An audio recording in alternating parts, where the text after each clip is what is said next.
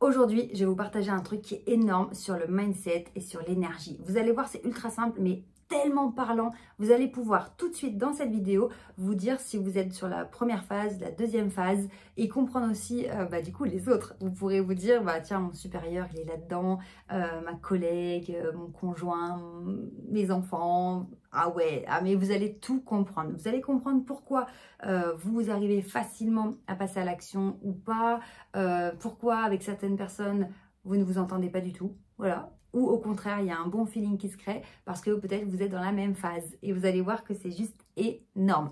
Avant de vous expliquer tout ça, je vous rappelle de vous inscrire si ce n'est pas encore fait à cet événement exceptionnel que j'organise, la semaine du charisme du 1er au 7 juin. C'est totalement gratuit, c'est en ligne. Cliquez sur le lien sous cette vidéo et vous aurez accès à des super conseils, les miens, mes super conseils et des exercices aussi parce que là, vraiment, je veux faire un truc pendant une semaine où vraiment, il y aura un avant et un après la semaine du charisme. Donc, inscrivez-vous.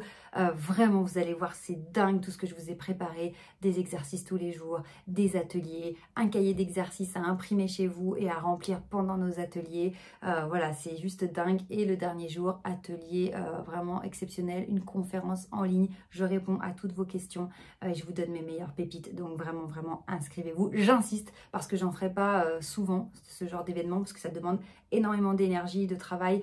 Donc voilà, c'est maintenant, c'est du 1er au 7 juin. Ne ratez pas cette opportunité. Donc, cliquez sur le lien et inscrivez-vous. Alors, on en vient à mon sujet du jour qui est juste dingue. C'est que ce qu'il faut comprendre, c'est que chaque personne est composée de deux types d'énergie. Ça va vous parler tout de suite. Et on a un équilibre et parfois, on est totalement dans l'un ou totalement dans l'autre et ça crée un déséquilibre. Vous allez tout de suite comprendre. On parle des énergies yin et yang. Alors non, ce n'est pas un sujet perché, etc. Ça va être très très simple. Yin et yang, c'est féminin et masculin. Mais ça ne veut pas dire que c'est réservé aux femmes ou réservé aux hommes, pas du tout. C'est qu'on a chacun d'entre nous, les hommes et les femmes, un mélange des deux. Pourquoi on parle de yin et yang? Parce que on appelle les énergies yin tout ce qui va être l'écoute, la solidarité, la douceur, le calme, toutes ces choses qu'on va dire plutôt féminines. Et dans le yang, ça va être les énergies plutôt de passage à l'action. Donc passage à l'action, domination, toutes ces choses qui vont aller plus vers l'extérieur quand le yin sera plutôt vers l'intérieur. Ok? Et donc, quand on a les deux de manière équilibrée, ça crée une personne, évidemment, qui est équilibrée, donc beaucoup plus ancrée. Et si vous avez l'habitude de me suivre, vous savez que l'ancrage physique et psychologique est très très très important dans le charisme et le leadership.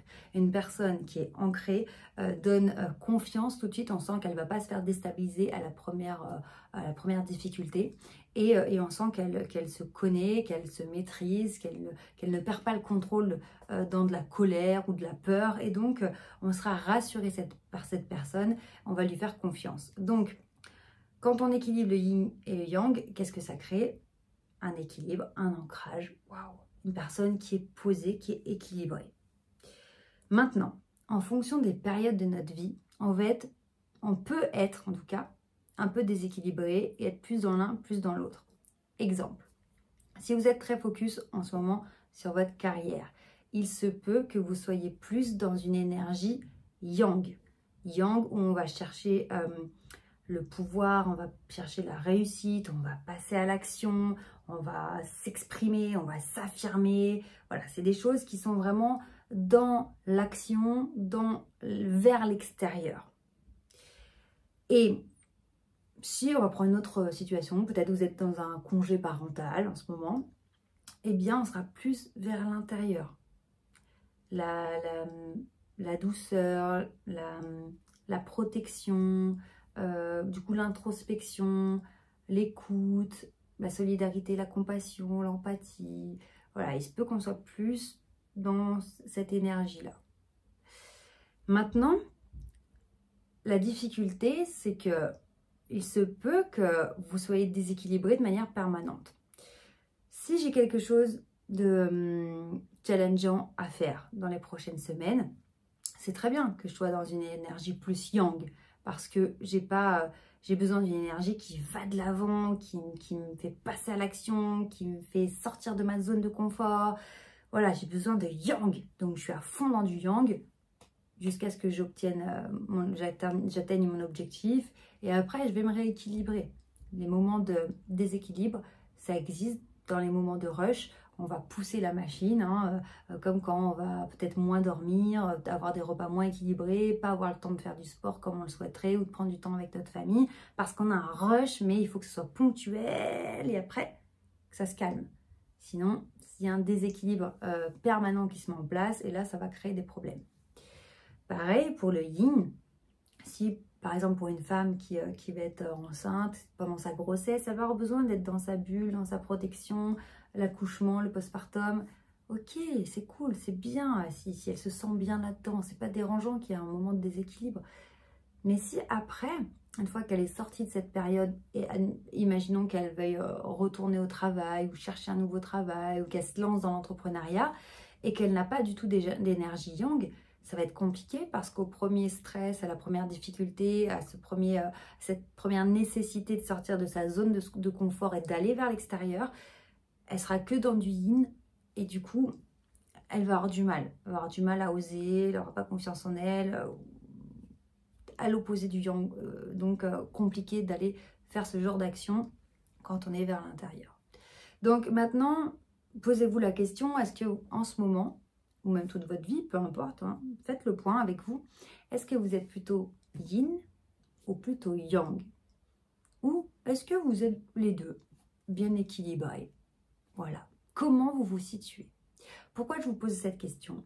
Parce que dans le monde du travail notamment, parfois je vois on a une problématique chez les femmes, c'est que, on le sait, hein, on va pas faire semblant, il y a pour les femmes, parfois pour arriver, surtout dans des secteurs très masculins, pour arriver à faire leur place, elles vont basculer dans du 100% yang. Et donc, elles vont avoir un comportement très dur et ça peut amener à des difficultés pour se retrouver en tant que femme. Parce que du coup, elles vont gommer beaucoup de l'énergie yin et être que dans du yang. Et après, en tant que, surtout le côté féminin, être maman, tout ça, on est totalement déconnecté, on est déséquilibré. Mais c'est pareil pour les hommes.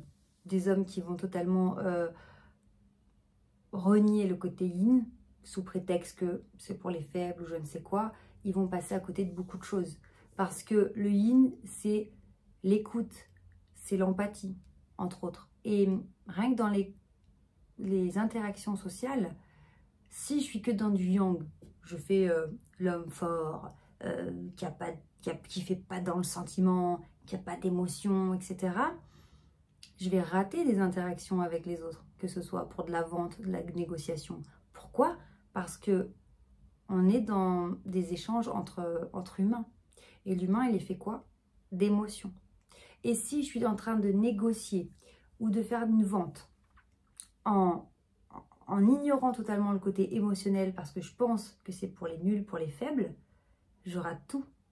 Je rate tout parce que c'est la connexion émotionnelle qui va être puissante avec les autres.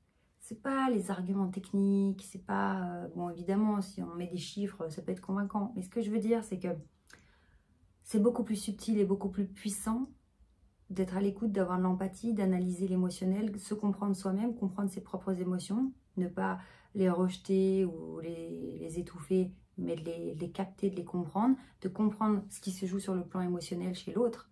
Et ça, ça fait partie de l'énergie yin, l'énergie féminine. Donc si je veux jouer au gros dur et que je reste que dans du yang, je vais passer à côté de plein de choses. Je vais passer à côté de plein d'informations. Et donc j'aurai moins de performance, moins d'opportunités, je serai moins bon.